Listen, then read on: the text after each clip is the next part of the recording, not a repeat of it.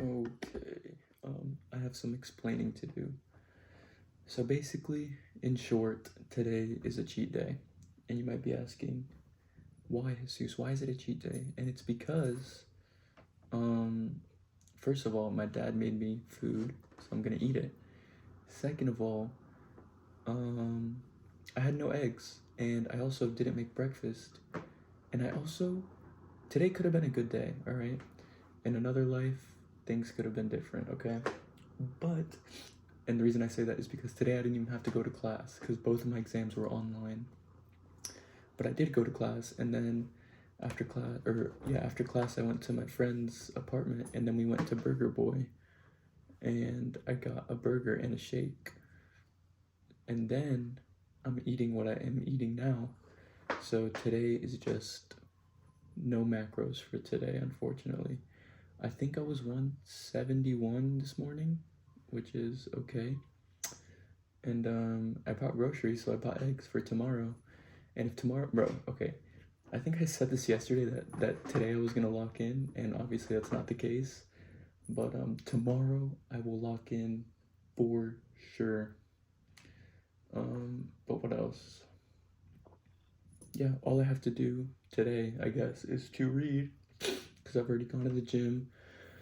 I've done my cardio. I've not hit my macros. And I stretched.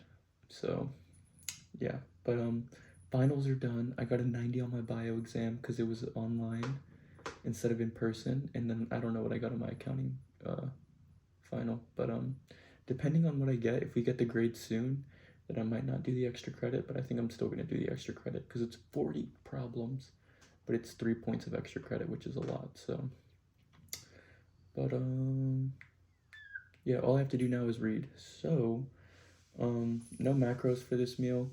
You know what?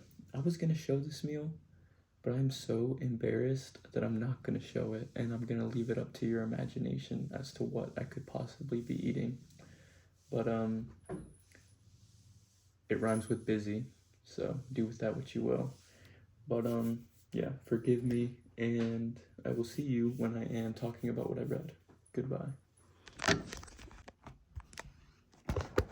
Okay, hello. This is future me actually, because when I did my reading last night, or my reading for this day, it was like 5 a.m. Okay, or like 4:30, and I just wasn't about to record at that hour. But I read chapters 14 and 15, and these are basically just Samson aura farming. He's just farming aura, increasing his aura, and yeah. So let's read. These were two pretty short chapters, so I think I'll just read them. So chapter 14. So we ended with the birth of Samson, right? So, and then Samson was basically the one that was supposed to free the Israelites from the Philistines.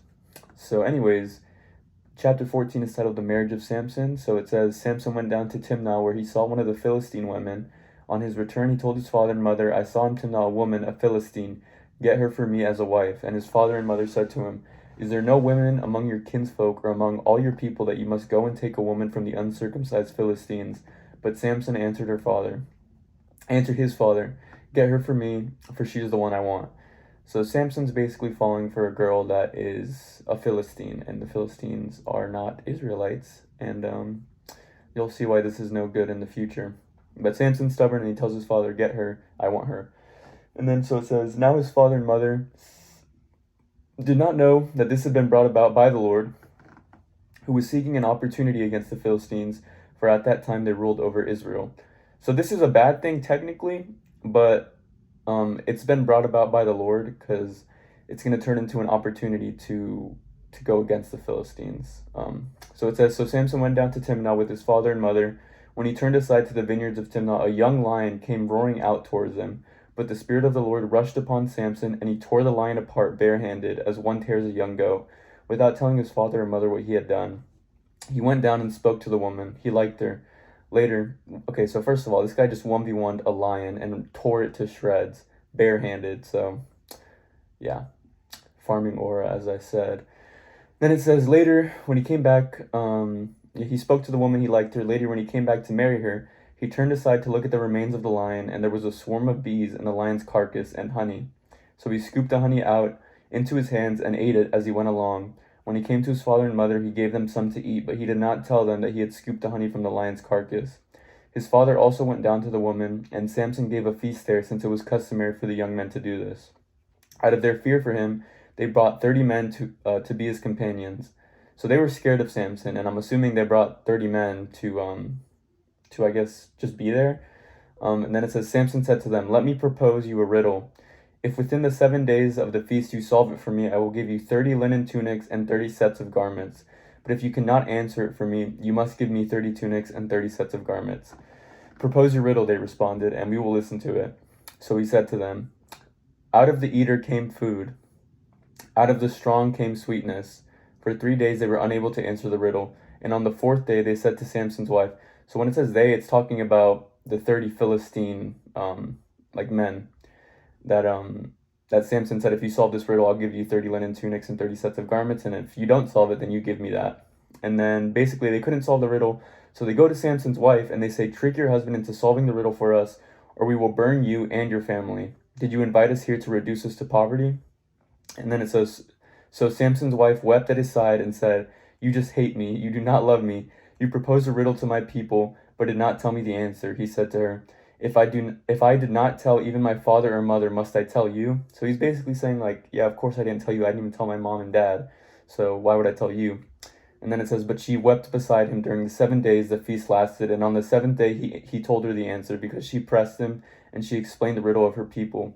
And it says, "On the seventh day before the sun set, the men of the city said to him, 'What is sweeter than honey? What is stronger than a lion?' He replied to, so that's the answer. He replied to them, 'If you had not plowed with my heifer, you would not have solved my riddle.' So it says, the Spirit of the Lord rushed upon him, and he went down to Ashkelon, where he killed 30 of their men and stripped them.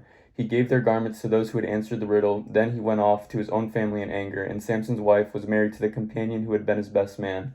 So basically, they solved the riddle, but he knows that they cheated. So he goes and he kills 30 of their men, takes their garments, and gives it to them. So, like, the 30 linen garments and the 30 tunics came from their own dead men. So that was basically the Lord's way. Well, I'll just read the explanation it has on the bottom. It says, "An opportunity against the Philistines. Although the story of Samson's first love might be taken as an illustration of the danger of foreign marriages, the narrator explains it differently. Samson's infatuation with the Timnite woman was the Lord's way of creating an opportunity to punish the Philistines for their oppression of Israel." And then it says, "The story of Samson and the Timnite woman is very similar in its narrative structure to the better-known story of Samson and Delilah. In both, Samson's success in his conflict with the Philistines depended on keeping a secret. In both stories, Samson is betrayed by the Philistine woman he loves when she importunes him to reveal the secret to her, and then when he gives in, divulges it to her people." So I think I'm starting to remember. I think I might be wrong, but I think Samson is the one that becomes, like, super strong, and then, like, the people, like, when he marries another woman, they basically like they're like, "What's the secret to his strength?" And the woman basically finds out that the secret to his strength is his hair, and then she, like, ends up betraying him and cutting off all his hair. So anyways, the next part is Samson defeats the Philistines. So this is chapter 15. That's what it's titled. And it says, "After some time in the season of the wheat harvest, Samson visited his wife, bringing..." Oh, also, at the end of the last chapter, it says Samson's wife, or, like, the Philistine woman, marries one of the companions who had been his best man. So that's, like, the ultimate betrayal. But anyways, so it says, "After some time in the season of the wheat harvest, Samson visited his wife, bringing a young goat. But when he said, 'Let me go to my wife's room,' her father would not let him go in. He said, 'I thought you hated her, so I gave her to your best man. Her younger sister is better. You may have her instead.' Samson said to him, 'This time I am guiltless if I harm the Philistines.' So Samson went and caught 300 jackals, and turning them tail to tail, he took some torches and tied one between each pair of tails. Then he kindled the torches and set the jackals loose in the standing grain of the Philistines, thus burning both the shocks and standing grain, the vineyards and the olive groves. When the Philistines asked, 'Who has done this?' they were told, 'Samson, the son-in-law of the Timnite, because his wife was taken and given to his best man.' So the Philistines went up and destroyed her and her family by fire." Okay, so the Philistine woman just gets packed up because she's basically the reason that Samson destroys all their grain and their vineyards and olive groves and stuff.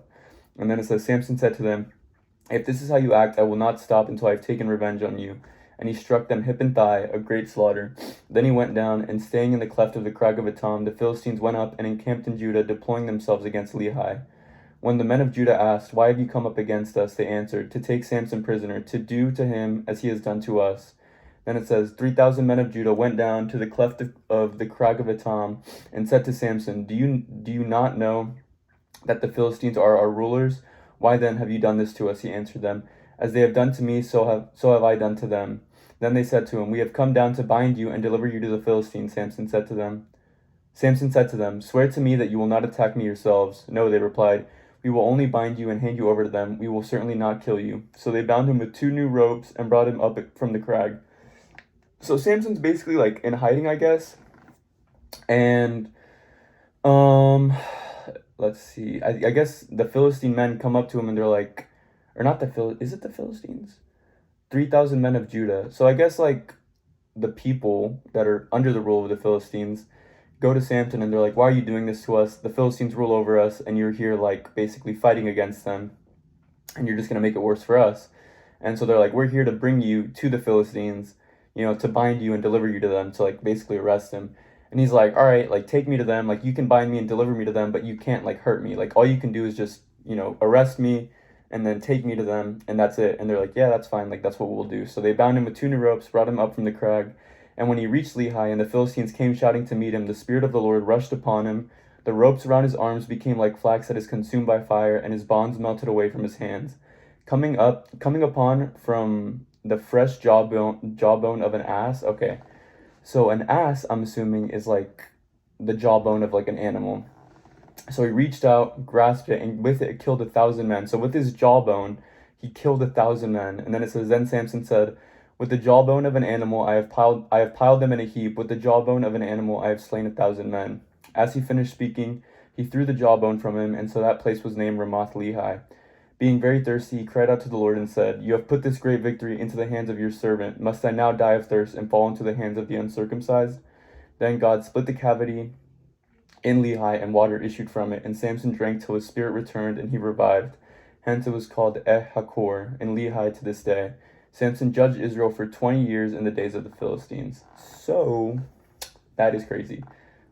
Basically, in the first chapter that we read, he kills a lion with his bare hands, rips it apart, and then in the second, he kills 1,000 men with the jawbone. But that is the 2 chapters. I have a lot to do, so I will see y'all when I am.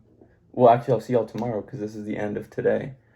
But yeah, I think there's no macros for today, unfortunately. But yeah, if you're watching this, thank you.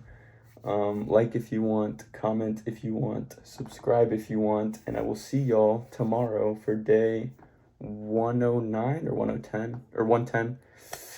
Goodbye.